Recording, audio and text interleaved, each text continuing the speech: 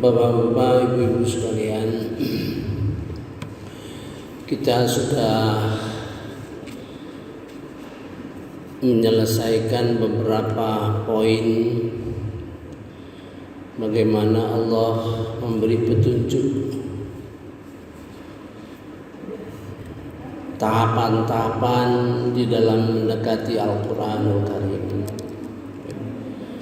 Sudah 4 ya, kira-kira ada 7 ya. Tapi sebelum itu, untuk melaksanakan satu tahap saja sulitnya bukan main ya. Tahap pertama, kita bersikap tidak apabila diperdengarkan atau diberikan penjelasan mengenai ayat-ayat Quran, maka kita tidak bersikap tuli bisu ya. Coba diintrospeksi kita, diri kita. Kalau ada orang menyampaikan ayat Quran, ada nggak kita sikap masa bodoh,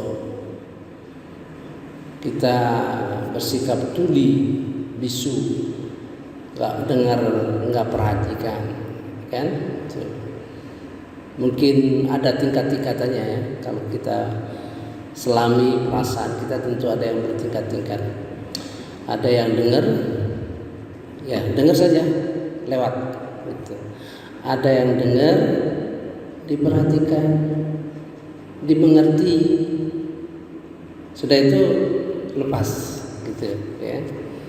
Ada yang dengar, dipahami, terus dimasukkan di dalam hati, sudah itu lepas, gitu ya. Ada yang dengar, ngerti, paham, masuk di dalam hati, punya tekad untuk dilaksanakan. Bagaimana ya melaksanakannya, gitu ya. Itu semakin bertingkat-tingkat ya.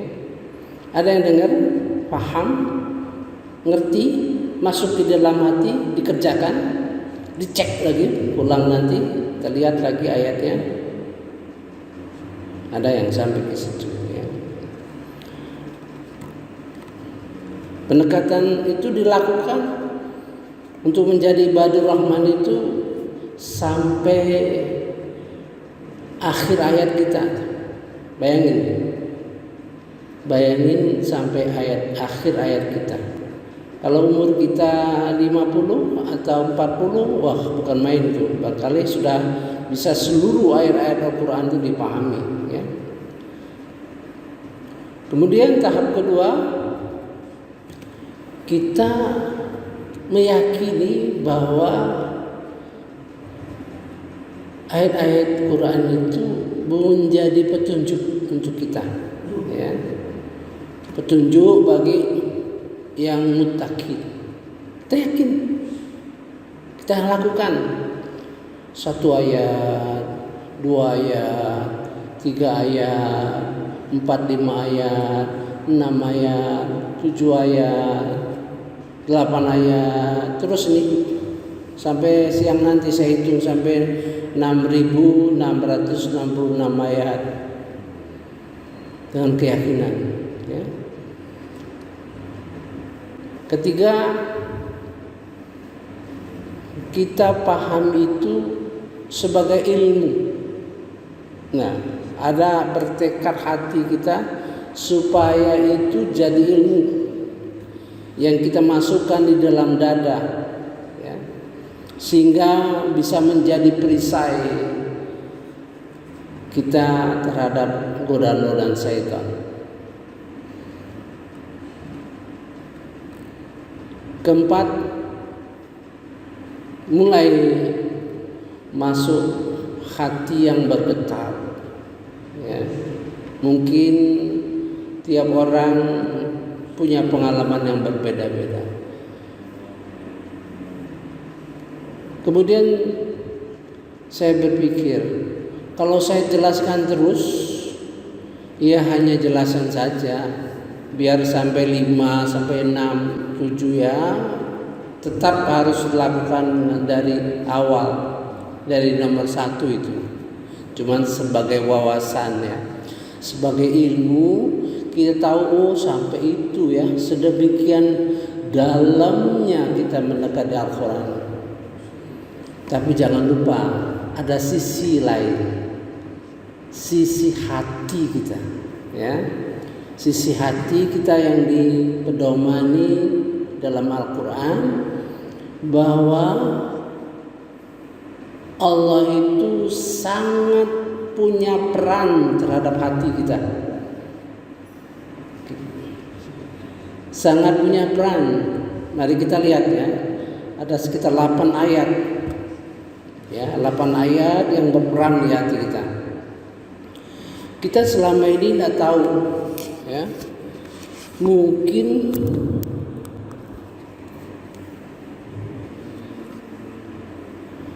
kita tidak tahu selama ini ada ayat mengatakan ada hati kita ini mati, ada hati kita hidup.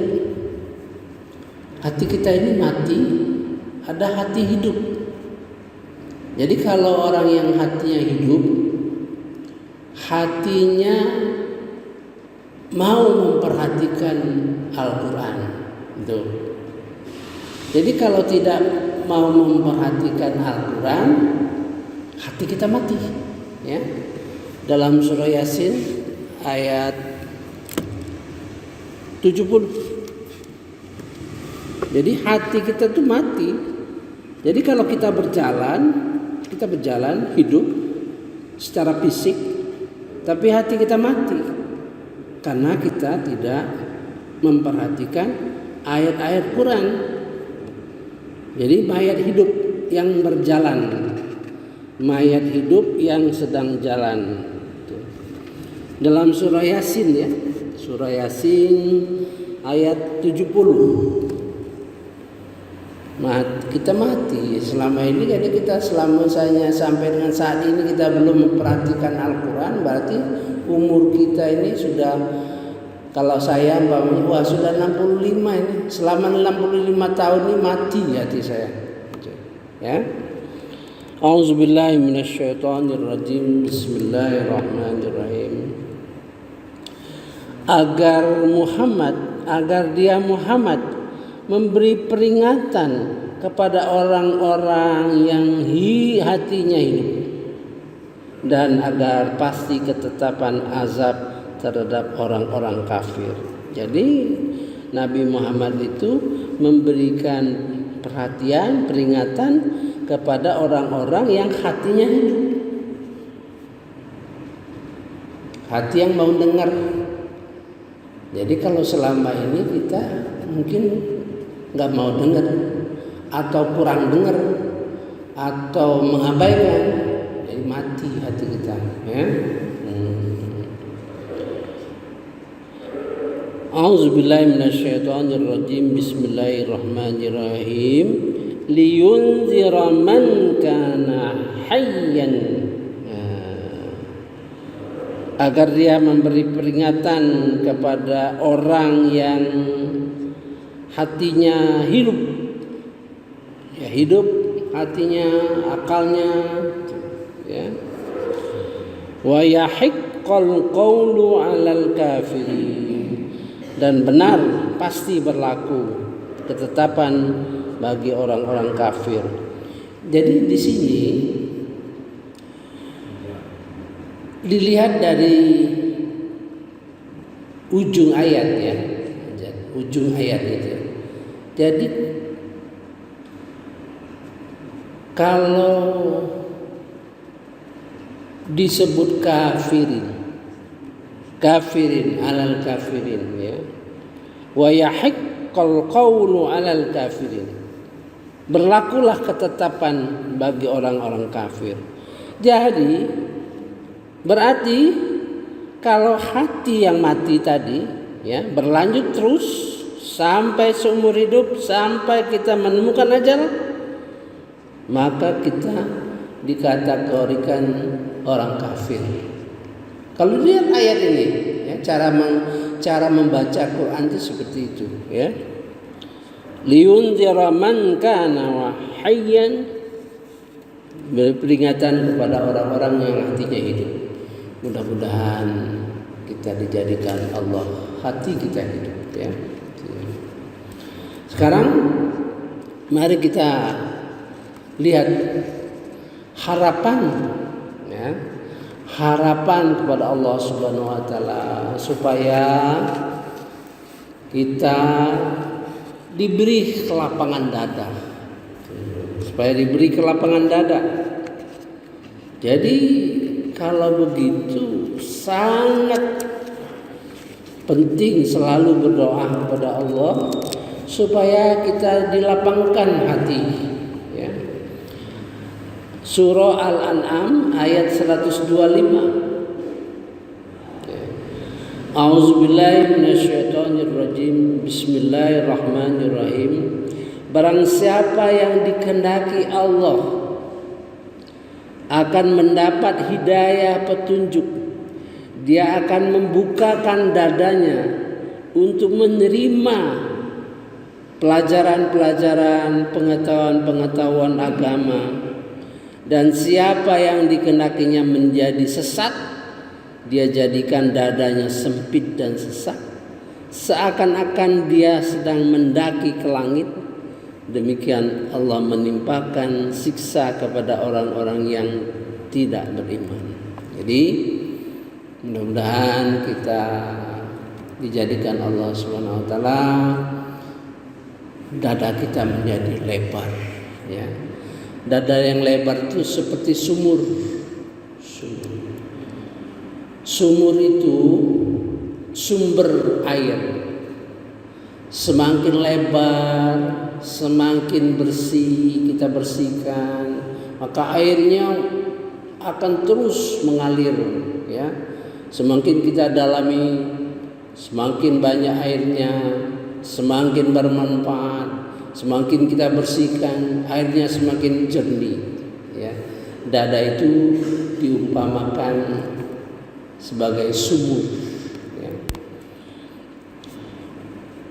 Wa may yuridillah, maka siapa yang dikehendaki.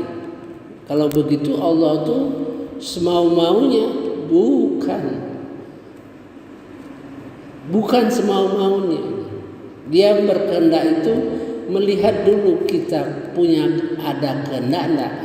Nanti kita lihat bagaimana Allah itu berada di batas antara jiwa dan hati kita. Dia berada di situ. Sebenarnya dia berkuasa untuk mengubah hati kita, ya. Tapi dia biarkan, itu tergantung kita. Kalau kita bereaksi mau beringin, maka Allah membukakan. Seperti yang disampaikan dalam suatu hadis, apabila kamu mendekat kepada Allah satu hasta, dia akan mendekat sedepa, gitu kan? Lebih panjang. Kalau kamu ingin mendekat kepada Allah dengan berlari, dia dengan berjalan, dia akan mendekat kamu dengan berlari. Jadi artinya usaha kita itu berada dalam jangkauannya. Hati kita itu di dalam jangkauan Allah Subhanahu wa taala. Kalau kita mendekat dengan jarak satu hasta, dia akan mendekat satu depa, lebih panjang. Kalau kita mau mendekat dengan berjalan, dia akan datang dengan berlari. Jadi kita itu berada dalam jangkauan Allah Subhanahu wa taala.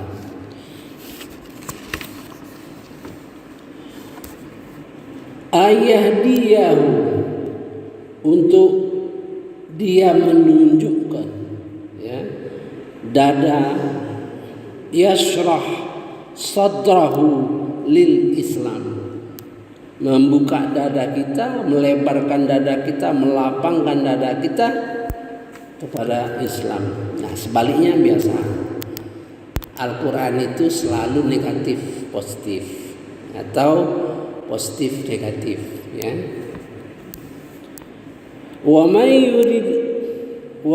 yurid ayyudillahu, barang siapa yang dikehendaki Allah itu sesat, jadi dhalin itu sangat tergantung dengan terbukanya hati kita.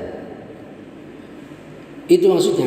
Jadi kalau kita menganalisa Al-Quran begitu, kalau ada kata do, yudillu, artinya sama dengan waladhdallin, orang sesat.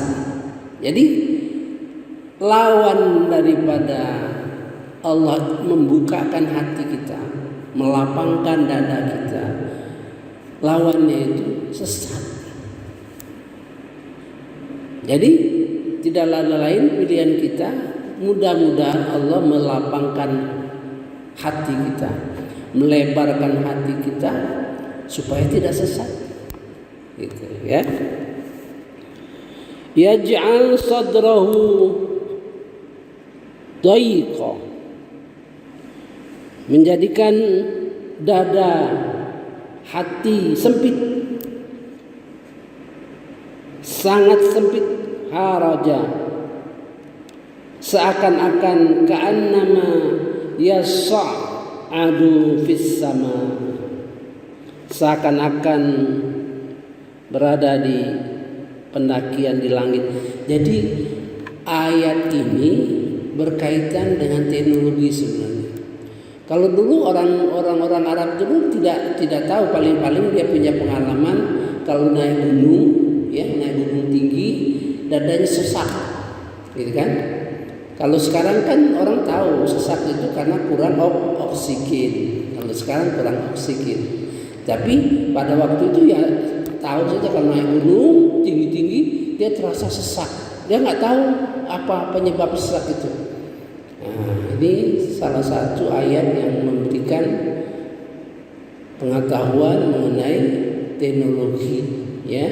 Jadi orang sesak itu karena kekurangan oksigen.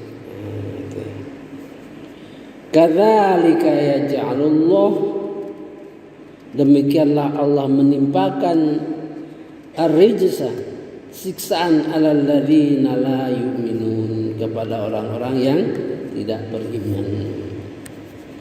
Jadi ini akan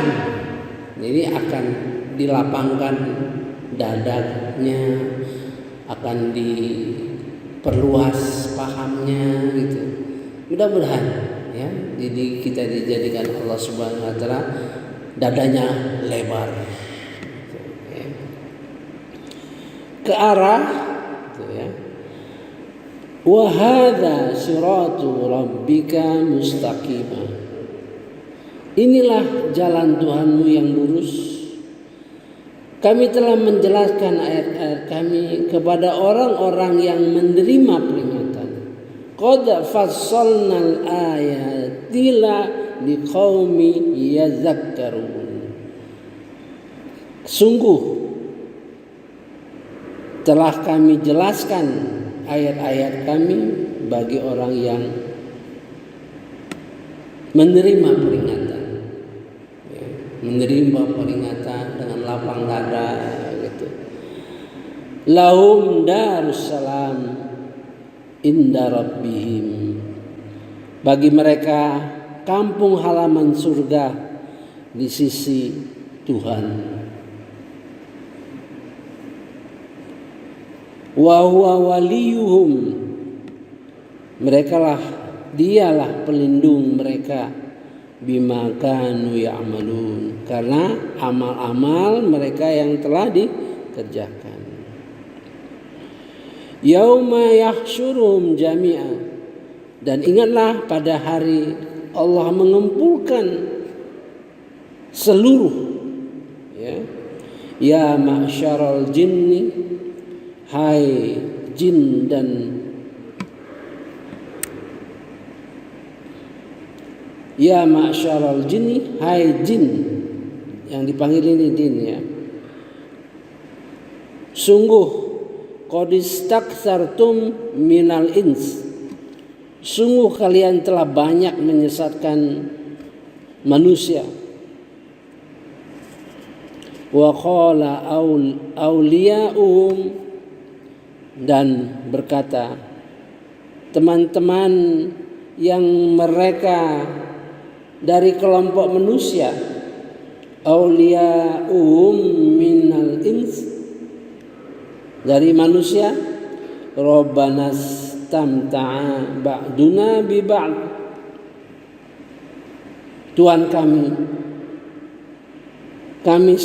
telah membantu, kami telah, jadi dikatakan oleh manusia yang masuk neraka nanti, kami sudah saling bantu. Ya, orang-orang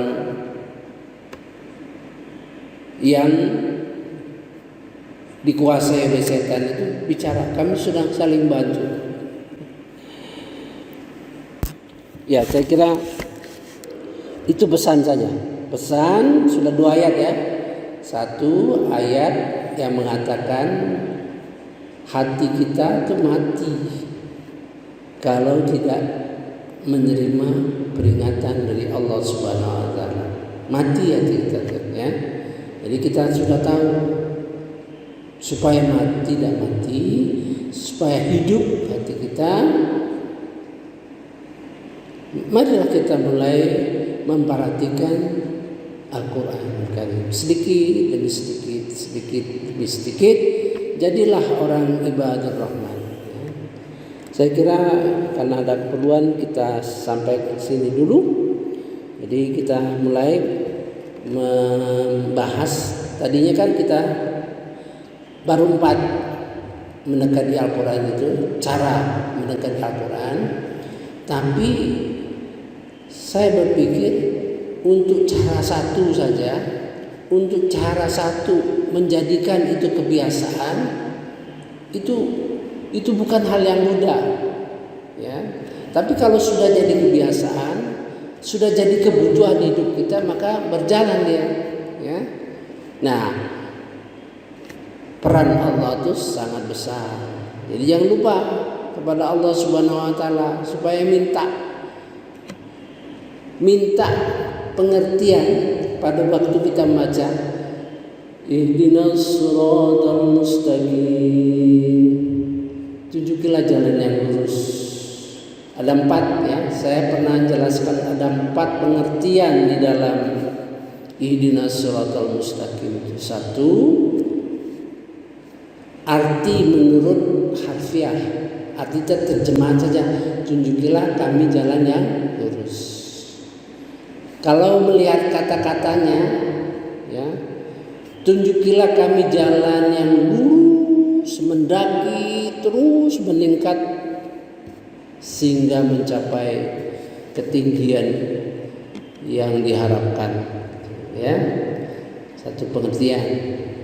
Kemudian pengertian menurut sejarah, berikanlah petunjuk kepada kami sebagaimana petunjuk orang-orang yang diberi nikmat,